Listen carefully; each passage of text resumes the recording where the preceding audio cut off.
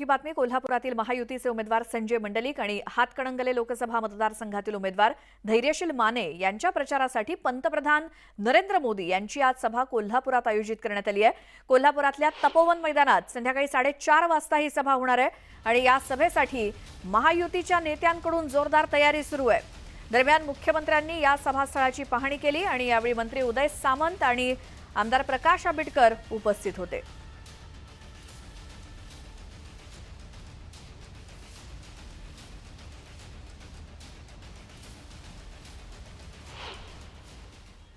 पंतप्रधान नरेंद्र मोदी आज कोल्हापूर दौऱ्यावरती आहेत आणि या दौऱ्याच्या निमित्तानं जय्यत तयारी तपोवन मैदानावरती केली गेल्याचं आपल्याला पाहायला मिळते। या ठिकाणी नरेंद्र मोदी हे पंतप्रधान होण्यापूर्वी 2014ला आले होते आणि त्यांनी या मैदानावरती सभा आहे ती गाजवली होती। त्यानंतर कोल्हापूरमधून सुद्धा त्यांना 2 खासदार आहे ते मिळाले होते आणि आता सुद्धा त्याच पद्धतीची परिस्थिती आहे ती आपल्याला पाहायला मिळते। नरेंद्र मोदी हे आज कोल्हापूरमध्ये येत आहेत आणि ते महायुतीच्या उमेदवारांच्यासाठी म्हणजे शिवसेनेच्या उमेदवारांच्यासाठी आहे ते प्रचार सभा घेताना आपल्याला पाहायला मिळते। या कोल्हापूरच्या मतदारसंघामध्ये भाजपचा कोणताही उमेदवार नाही, मात्र एकनाथ शिंदे हे आपल्याला पाहायला गेलं तर शिवसेनेच्या उमेदवारांच्यासाठी या ठिकाणी प्रचारासाठी येत असताना पाहायला मिळतात आणि एकूणच या निमित्तानं जोरदार असं शक्तीप्रदर्शन महायुतीच्या वतीनं करण्यात येणार आहे। या ठिकाणी पाहायला गेलं तर याच तपोवन मैदानावरती जय्यत अशी तयारी या सभेची करण्यात आलेली आहे। मुख्यमंत्री एकनाथ शिंदे यांनी सुद्धा काल रात्री या मैदानाची पाहणी केली। साधारण 2 ते 2.5 लाख लोक या सभेला येतील अशा पद्धतीचा अंदाज आहे ते व्यक्त करण्यात येते आणि या निमित्तानं जोरदार असं शक्तीप्रदर्शन महायुतीच्याकडून या ठिकाणी करण्यात येत आहे। एकूणच पाहायला गेलं तर कोल्हापूरची निवडणूक अत्यंत प्रतिष्ठेची आणि चुरशीची होताना पाहायला मिळते आणि त्यामुळे पंतप्रधान नरेंद्र मोदी यांची सभा या निमित्तानं होत असल्यामुळे सगळ्यांचीच उत्सुकता आहे ती ताणली गेलेली आहे। संदीप पाटील, ज्ञानेश्वर साळुंखे, न्यूज 18 लोकमत, कोल्हापूर। तर दुसरीकडे शरद पवारांची साताऱ्यामध्ये तोफ धडाडणार आहे। साताऱ्यामध्ये शरद पवारांच्या 2 जाहीर सभा पार पडणार आहेत। दहिवडीमध्ये माढ्याचे उमेदवार धैर्यशील मोहिते पाटील यांच्यासाठी शरद पवार सकाळी 10 वाजता सभा घेणार आहेत, तर दुपारी 3 वाजता शशिकांत शिंदे यांच्या प्रचारासाठी साताऱ्याच्या पाटणमध्ये सभा होणार आहे। तर शरद पवारांच्या या भाषणाकडे देखील सर्वांचं लक्ष लागून राहिलंय। साताऱ्यात आज शरद पवार यांच्या 2 सभा, या संदर्भात अधिक माहिती जाणून घेऊयात आमचे प्रतिनिधी सचिन जाधव यांच्याकडून। सचिन, बरोबर आहे। आज खरं पाहायला गेलं तर शरद पवार यांच्या 2 सभा साताऱ्यात पार पडतायत। पहिली सभा जी होती ती सकाळी 11 वाजता ही सभा सुरू होईल। ही सभा दहिवडीमध्ये होणार आहे आणि ही माढा लोकसभा मतदारसंघाच्या अनुषंगाने ही सभा होणार आहे। धैर्यशील मोहिते पाटील जे महाविकास आघाडीचे उमेदवार आहेत त्यांच्यासाठी ही दहिवडीमध्ये सभा घेतली जाते। या सभेला एक वेगळं महत्त्व प्राप्त झालंय। याचं कारण म्हणजे शरद पवार दहिवडीमध्ये येऊन काय बोलणार याच्याकडे सगळ्या लोकांचं लक्ष आहे। शरद पवार यांनी त्यांच्या प्रचारादरम्यान मोदींवर भाष्य केलंय, केंद्रातील सरकारवर भाष्य केलंय, मात्र स्थानिक पातळीवर अजूनपर्यंत त्यांनी भाष्य केल्याचं जास्त आपल्याला पाहायला मिळालं नाही। मात्र आज शरद पवार दहिवडीमध्ये काय बोलतायत, स्थानिक पातळीवरच्या रोजगाराबाबत बोलतायत का, इथल्या शिक्षणाच्या संदर्भात बोलतायत का, किंवा माढा लोकसभा मतदारसंघामध्ये जी पाण्याची कमतरता आहे किंवा इथं पाण्याचा खूप मोठा प्रश्न आहे याच्यावर बोलतायत का, हे पाहणं सुद्धा महत्त्वाचं असणार आहे। आणि इकडच्या लोकांचं लक्ष सगळं या ठिकाणी शरद पवारांच्या सभेवर लागून राहिलेलं आहे। तसंच भाजपचे जे खासदार आहेत सध्याचे माढा लोकसभा मतदारसंघाचे, यांच्याबद्दल शरद पवार काय बोलतात हे सुद्धा पाहणं महत्त्वाचं आहे। तर दुसऱ्या बाजूला दहिवडीची सभा झाल्यानंतर पाटणमध्ये शरद पवारांची सभा आहे आणि ही शशिकांत शिंदेंच्या प्रचारार्थ सभा आहे। याच्यामुळं पाटणमधली सभासुद्धा एक महत्त्वाची सभा आहे। शंभूराज देसाई जे आहेत महायुतीचे मंत्री आहेत त्यांच्या बालेकिल्ल्यात ही सभा होते, यामुळे इकडे सुद्धा लोकांचं लक्ष लागून राहिलेलं आहे। तसंच खासदार उदयनराजेंनी जे शरद पवारांच्याबद्दल जे भाष्य केलं होतं, शरद पवार हे यशवंतराव चव्हाणांचे मानसपुत्र मानले जातात किंवा यशवंत विचार घेऊन ते पुढे चालतात असं शरद पवारांनी अनेकदा सांगितलेलं आहे। मात्र यशवंत विचार त्यांनी सोडून दिलेले आहेत आणि शरद पवारांनी यशवंतराव चव्हाणांना भारतरत्न पुरस्कार देण्याबाबत याच्या आधी का विचार केला नाही अशी सुद्धा टीका खासदार उदयनराजेंनी काल केली होती। यामुळे शरद पवार जे आहेत हे उदयनराजेंबद्दल सुद्धा काय बोलतात हे पाहणं सुद्धा या ठिकाणी खरं तर महत्त्वाचं असणार आहे। तसंच सातारा लोकसभा मतदारसंघातले जे स्थानिक प्रश्न आहेत याच्याबद्दल सुद्धा शरद पवार बोलतायत का हे पाहणं सुद्धा या ठिकाणी महत्त्वाचं असणार आहे। बरोबर आहे सचिन, आणि या दोन्ही सभांकडे तुम्ही लक्ष ठेवून राहा. तुर्तास धन्यवाद या सगळ्या माहितीसाठी.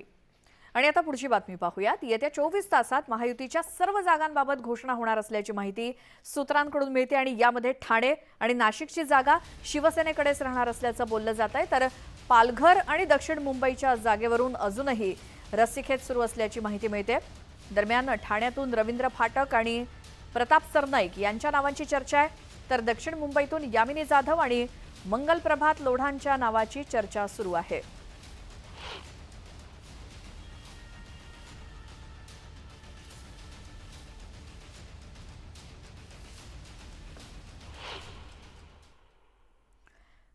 महायुतीच्या उमेदवार अर्चना पाटील यांना सायबर पोलीस विभागाकडून क्लीन चिट देण्यात आली आहे. उमेदवारी अर्ज दाखल करताना अर्चना पाटील यांनी शक्ती प्रदर्शनासाठी जमा केलेली गर्दी ही भाड्यानं आणल्याचा आरोप महाविकास आघाडीचे उमेदवार ओमराजे निंबाळकर यांनी केला होता. अर्चना पाटील यांनी गर्दी जमवण्यासाठी पैसे देऊन लोक आणल्याची तक्रार महाविकास आघाडीचे उमेदवार ओमराजे निंबाळकर यांनी केला होता आणि निंबाळकर यांनी पुरावा म्हणून एक व्हिडिओ सायबर पोलिसांकडे सुद्धा दिला होता. तर ओमराजे निंबाळकर यांनी तक्रारीसोबत दाखल केलेले व्हिडिओ खोटे अर्थात एडिटेड असल्याचं सायबर अहवालात समोर आलंय.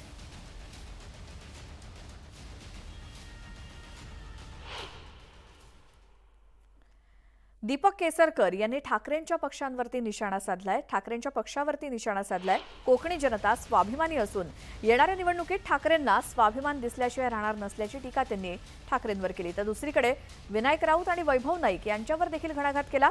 विनायक राऊतांनी माझ्या वाटेला येऊ नये असं म्हणत त्यांनी राऊतांना इशारा दिला.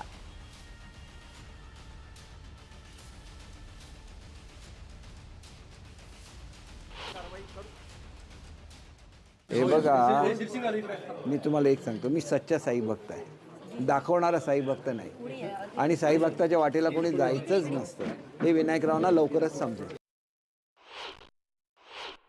मी कुठे दावा केला आहे? राजसाहेबांनी स्पष्ट सांगितलेलंच आहे, त्यांच्याकडे कंटेनर आहेत आणि खोक्यांना विकून जाणारी कोकणी जनता नाही, कोकणी जनतेला स्वाभिमान आहे.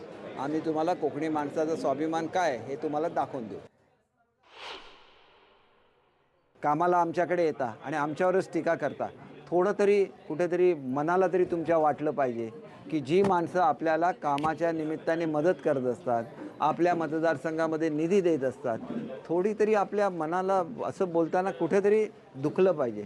आणि ते दुखत नसेल तर तुम्हीसुद्धा त्यांच्याचसारखे बनला की काय असा संशय मला निश्चितपणे येईल. आणि म्हणून राऊत बनू नका, दोन्ही राऊत, संजय राऊतही बनू नका, विनायक राऊतही बनू नका, वैभव नाईक राहा, एवढा मी त्यांना सल्ला देतो.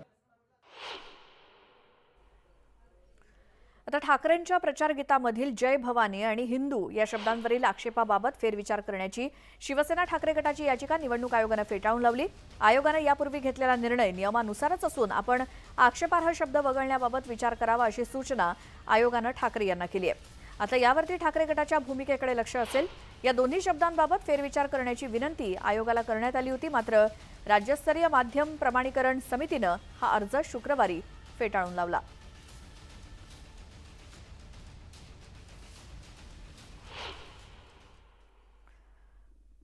उत्तर मध्य मुंबई लोकसभा मतदारसंघातून काँग्रेस पक्षानं वर्षा गायकवाड यांना उमेदवारी जाहीर केली. मात्र वर्षा गायकवाड यांना उमेदवारी दिल्यानं काँग्रेसचे नेते नसीम खान नाराज झालेत.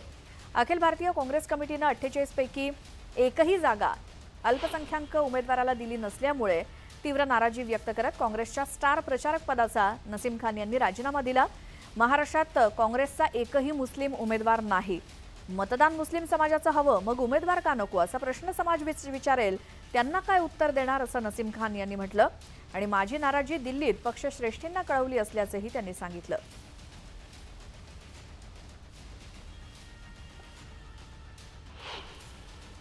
महाराष्ट्र में कहीं ना कहीं एक सिंबॉलिक कि महाराष्ट्र की अल्पसंख्यक समाज की आवाज़ देश की लोकसभा में गूंजे, वो एक अपेक्षा लोगों में थी. तो इस बार ये नहीं होने के कारण लोगों में नाराज़गी है. और इसीलिए मैंने, क्योंकि मैं किस तरह से, मेरे पास आज शब्द नहीं है, जवाब नहीं है, मैं समाज के लोगों के बीच जब जाऊंगा कि कैंपेन करने के लिए, तो मैं किस तरह से लोगों को कहूं. और लोग सवाल करेंगे कि आपकी पार्टी ने क्यों उम्मीदवारी नहीं दी है, तो मेरे पास जवाब नहीं है. तो मैंने ये निर्णय लिया है कि मैं फेज 3 और 4, 5 में मैं कैंपेन नहीं करूंगा। फर्स्ट और सेकंड में मैंने कैंपेन किया है। राज्याचे उपमुख्यमंत्री अजित पवार यांनी न्यूज 18 लोकमतला दिलेल्या खास मुलाखतीत राष्ट्रवादीनं कसं भाजपसोबत जाण्यासाठी अनेकदा प्रयत्न केले याचा मोठा गौप्यस्फोट केला आणि 2017 मध्ये सुद्धा शिवसेनेला बाजूला करून भाजपसोबत जाण्याचं ठरलं होतं असा देखील मोठा दावा त्यांनी केला।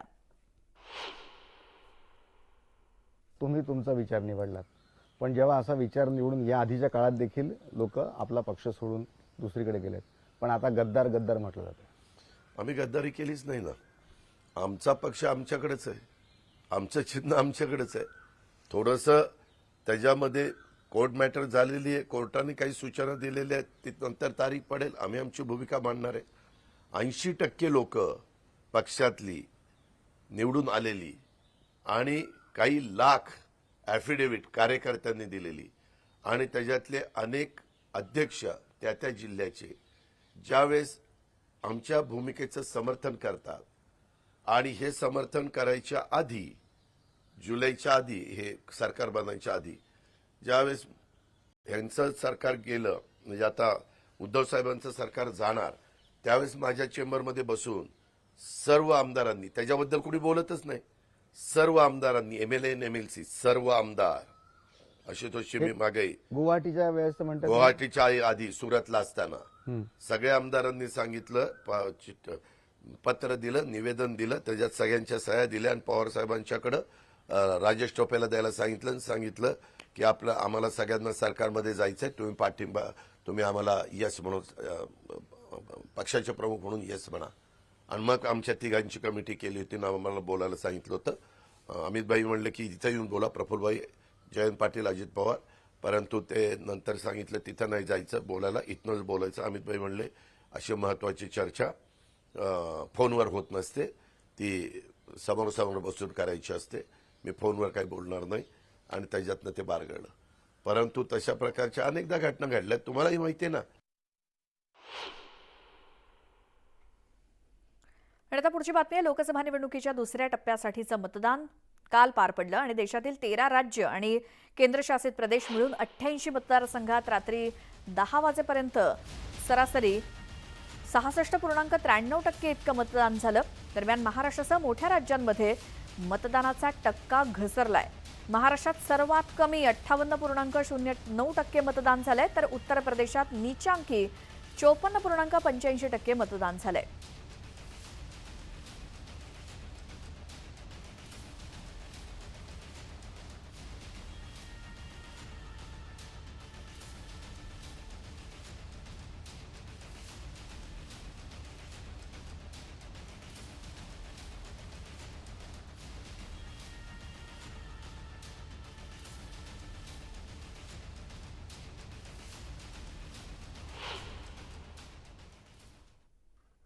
पुढची बातमी, मुंबई किनारी रस्ता प्रकल्प आणि वांद्रे वरळी सागरी सेतू मार्गाच्या जोडणीचा महत्त्वपूर्ण टप्पा पूर्ण झालाय।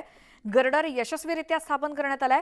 2000 मेट्रिक टन वजनाचा हा गर्डर अंबालातून आणण्यात आला आणि नावाशेवा बंदरातून तराफ्याच्या मदतीनं हा गर्डर वरळीमध्ये आणण्यात आला। यानंतर हा गर्डर यशस्वीपणे बसवण्यात आलाय।